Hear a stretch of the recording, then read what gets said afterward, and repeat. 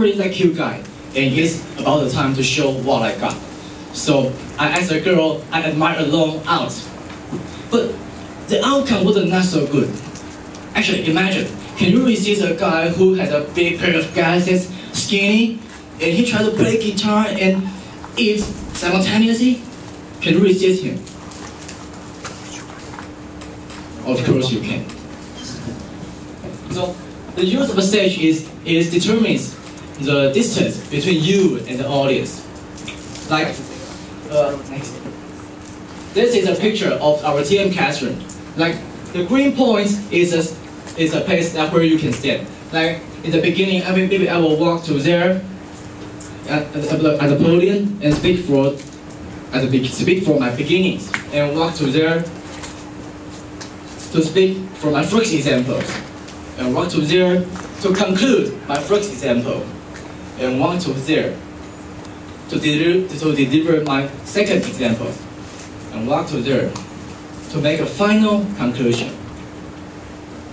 What should you avoid of the stage usage like this?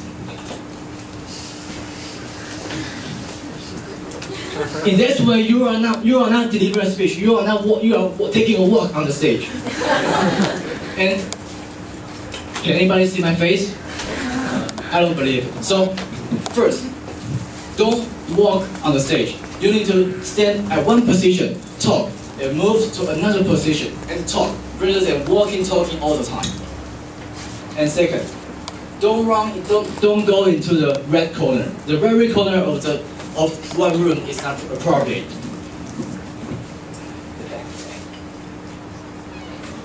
The final one, the voice. One come of the restaurant with frustration. I asked myself, how does it happen? And I saw a boy.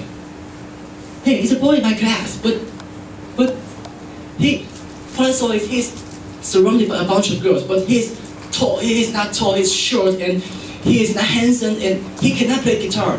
How on earth is happening? I can't stand anymore, and I walked to him and said, hey, you, I'm handsome than you, I'm really handsome than you, and I'm taller than you, and I can play guitar, and you cannot. How can you be so popular? He insulted the boy wasn't angry at all. He just tapped on my shoulder and said, hey buddy, calm down. You know what? What's really important is not how many talents you have. It's not how handsome you are. But the question, are you who you are? Are you who you are? The voice is to use to emphasize something, or to make your emotions out. Like if you are emphasizing something, maybe you lower your tone and lower your volume and like I'm going to talk about very important things. That is freedom. And pause for a while to let the audience think. So the point is to lower the volume and pause for a while when you are delivering a very important point. And you can use it to express your feelings, like I'm so excited or I'm so sad. Use the difference in your voice to do some varieties in your speech. Okay. So the 5 points: the eye contact, the gesture, the facial expression, and the use of the stage and the voice. So any questions? So I will use all these techniques to deliver my last paragraph. It's 3 months later. The show is just over. I stand on the podium and bow to the audience. There was a silence. And I saw a girl stood up. Hey, it's a girl I did it 3 months ago. She stood for a while and started to applaud. And everybody started to applaud and shout and run on the stage and said, Watson, you are the best. Watson, you are so handsome. Watson, you are so good. At that time, I know I'm not Mr. Cute Guy anymore. At that time, I know I'm being myself. At that time, I know I have written my own stories. How about you? Okay, that's the end of the body language part. So I'm going to get down to the script part. And at the script part, I'm not going to talk about the organization or the structure of the speech because I believe many of you is more professional than me. I'm going to talk about only to eliminate some ambiguities in your speech. Like, there are 3 types of ambiguities. Ambiguous examples, ambiguous structure, and ambiguous aphorism. First, the ambiguous examples. The wordy examples without a conclusion in the end. Like, if I'm going to talk about the diligence of the allegiance, and I will use my whole life as examples, I should not get down to every details of my life. Rather, I need only to choose some parts of my life that is related to the diligence.